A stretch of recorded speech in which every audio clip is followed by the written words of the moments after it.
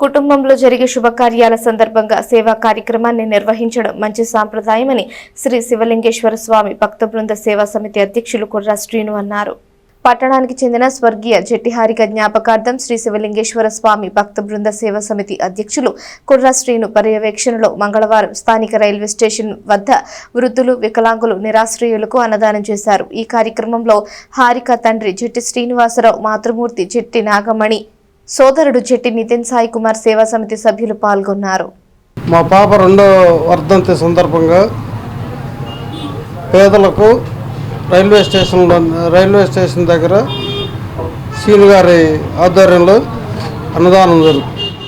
పాప జట్టి హారిక, మా పాపది రెండో సంవత్సరం అన్నదానం చేయడం అయింది. రైల్వే స్టేషన్ దగ్గర మా పాప జ్ఞాపకార్థంగా చేయడం జరిగింది. ఈ మధ్యాహ్న కాలంలో ఈ అన్నదాన కార్యక్రమానికి సహాయ సహకారాలు ఇచ్చిన వారు జట్టి హారిక గారి రెండవ వర్ధంతి సందర్భంగా వారి యొక్క తల్లిదండ్రులు, వారి యొక్క అన్నయ్య గారు వచ్చి ఈ రోజున ఈ అన్నదాన కార్యక్రమం పాల్గొని వారు స్వయంగా మరి ఆమె నివాళులు అర్పించడం జరిగింది. మరి ఆమె ఈ దేశంలో కాకపోయినా వేరే దేశంలో స్వర్గస్థులయ్యారు.